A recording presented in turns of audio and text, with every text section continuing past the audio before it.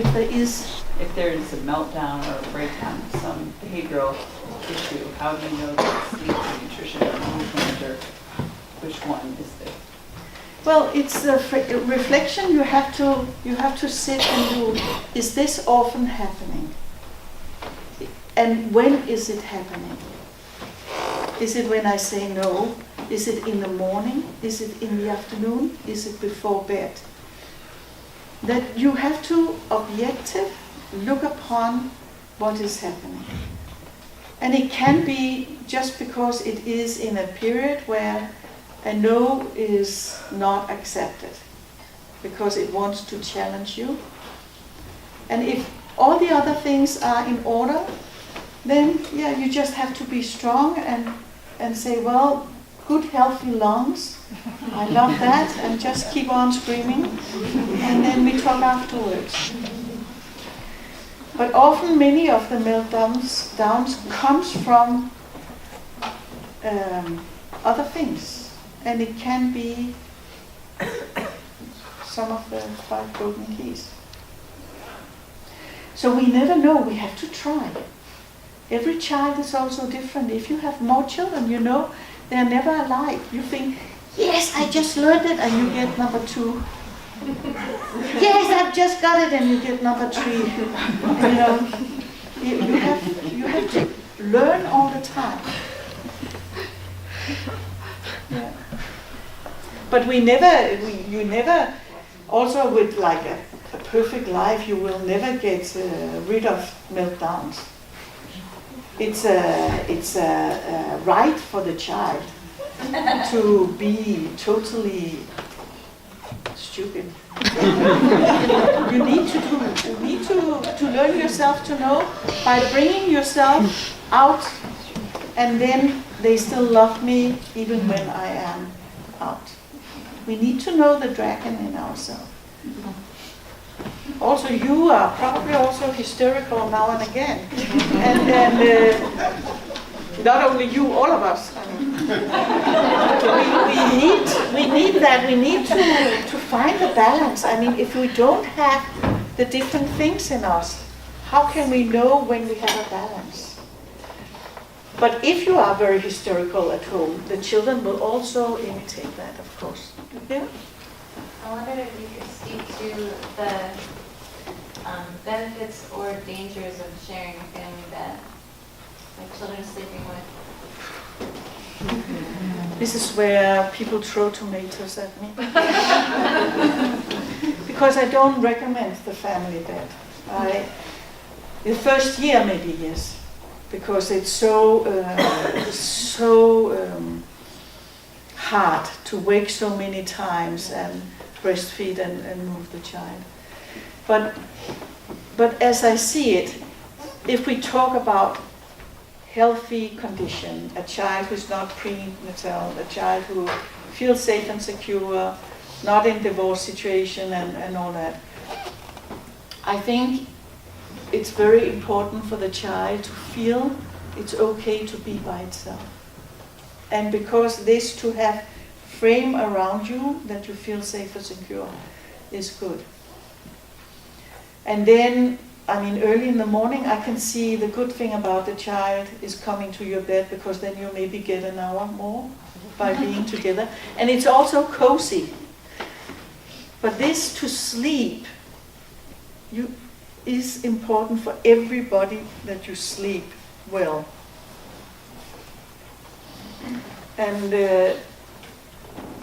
that is mostly done when you don't have feet in your head, in your belly and everywhere else. And for the child, to get peace and not be disturbed when adults go in and out of the room and whatever they do. But if you are gone from your child 12 hours a day, I understand you sleep with your child, because that's the only moment you have together. So I'm not saying, it's black or white. It's out of the circumstances. But if you have many hours with your child and have connection and that, then you don't need the time in the bed as well. So I think it's you have to, look upon your life and see how is that. Yeah. No tomatoes today. I have a question. I have twins, and I could see how this question would apply if you have multiple kids, but it's sometimes hard to be really present and see them because they're different and they have different needs. And I was wondering, running your school, do you have any advice or thoughts on that? How do you really connect with them, and this one and this one? I don't know, have you seen on Facebook one changing diaper on a twin? How all the time taking the second one down, I mean, it's hilarious, and that's how it is. You have to multitask all the time. So of course, as more children you have, as more difficult it is. It also, if you have 4 children, I come from Israel, many had 8 children. I mean, how do you give every child quality time as well as quantity of time? And that is, I mean, you have to find your own way. But it is, when you change diapers, you can be present. When you eat, you can be present. When you bath the child, I mean, you have to find these moments. And also, if you have a little one and a bigger one, that you remember, you need to read a little book for the bigger ones. He or she needs you to be there for them, even though the little one takes all the time. So, and the husband, you need to take a little time for the husband or for the wife. Each of us need bonding every day, because if you don't get that, we get depressed. So yes, it is difficult, but you have to see when is it natural to do it. And it's certainly not, I mean, twins is nothing compared to 3 or 4. I don't know how they do it. Yeah. But it's this, often we learn, we develop skills that we thought we did not have. I'm sure you must have thought, well, what was my life before? And then now, and how much can I do now I couldn't do before? So we also become very grateful for this development the children brings into our life. So, hard work. Yeah. So, say something you said tonight is innovative or like brand new, like, oh, maybe I should be reading my child only the same story every night for a long period of time. That would be a big change from what I'm doing right now. Or say I should be walking further than I walk right now. So something you said is inspiring to me. How would you recommend one implement something that is quite different than what is presently going on in my home, for example, or anybody's home that might be thinking, oh, good idea, but what? I think I would pick the one that is most possible to work with. So, for example, walk home from the kindergarten and walk to the grocery if you live here. I mean, it's not far. Try to bring in, for example, more walk, so they will be more hungry and sleep, because it will have an impact on the other thing. If you walk enough, maybe you can consider, well, how can I take the children more into the household, to the doing, which is so needed today, that the children are brought in. So I think you have to find, where do I have something? So 2 or 3 days, it's not enough. That's also why it's good to have, for example, a 4-day kindergarten, because it takes the children this long to get into the rhythm. If they're only 2 or 3 days, it's a beat. They don't really get in, and there's so many other days that has another impact. So when we want to bring something, we have to take rhythm in consideration. it takes time. A bad habit is difficult to change. You all know it if you like cakes or you're a little too fat like me, and you have to change what you're eating. It's very difficult to change something. But it's worth it because it gives benefits. So also for the children, if they're not used to move, it's very difficult to get a 4 or 5 years old to walk if you have not walked with it. It doesn't want to do it. Or you have to drag it. But after 6 weeks, it will walk. But it's not funny. And you have to be very consistent and you have to understand it. But more than just understand it, you have to do it and keep on doing it. In telling the children what to do and sit down with them and explain to them, when you do this, you can see he becomes very, things that it's so, the children, they tried something and you might as well say, don't do that, I don't want you to do that. Okay, fine, I know it, then I try not to do it next time. So I think that it's difficult for the adult really to penetrate that I am a role model, and it's only if I am clear the children can relax and I sort of set the thing. We have become too nice and too much trying to think that the little child can understand it's wrongdoing. And I mean, they're not doing wrong, they're just trying something. And children are never evil. So I think the outdoor life is very important.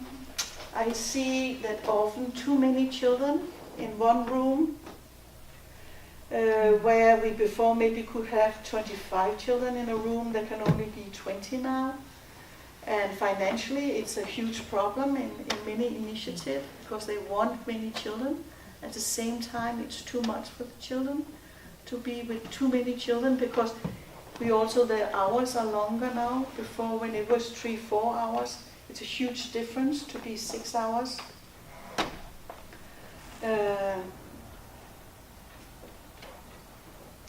The change of people in the classroom, that it's not the same teachers who have the children every day, but new people are coming in. It's very hard for children to change their center.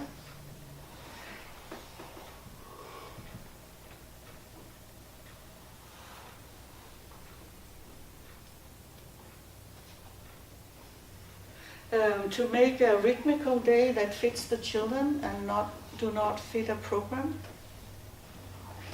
It's becoming more and more difficult to understand what childhood is about. So, like the school is moving down into the kindergarten.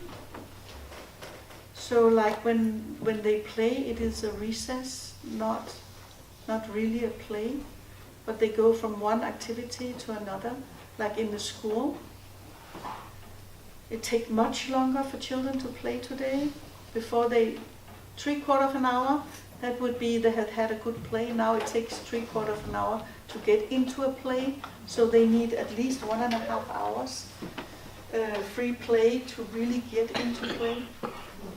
So there's a lot of things that has changed. Because in the name of also school readiness, I think it's totally wrong word. It should be much more ready for lifeness that we should think in the early childhood. Because it starts when they are little. It's not something we do the last year to make them school ready. No, come on, you cannot do it in 1 year. It takes 7 years. And we have to think in a whole a whole round of year, not in each single year. So that's something. Yeah.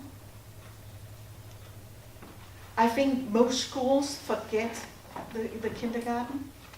They forget how important the early years are. This is the fundament of a school, is a good early childhood.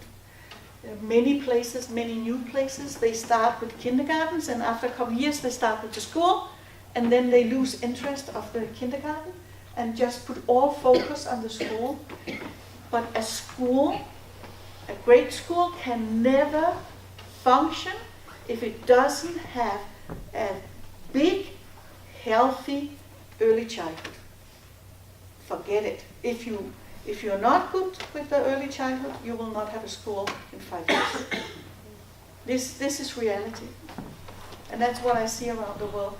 This can be very difficult to really remember the importance of the first 7 years. Because in the society, it's coming towards us. The first years is not so important. Input, output, diminishing childhood. Yeah. A last question? Two things I wanted to say is we just had an interview with Helle that was taped for the radio, a local radio station, and that will be aired somewhere in December. It will be on Paula and Paul's Heart of Wellness. And there were a lot of questions like this that Helle answered, because it was so nice to have all these questions. So you can stream it anytime after it aired, all over the world actually. And the other thing I also want to say is that we thank you to Pleasant Ridge Waldorf School and for viewers like you, because of that was made possible for us to have Helle here. So thank you to Pleasant Ridge and to you for your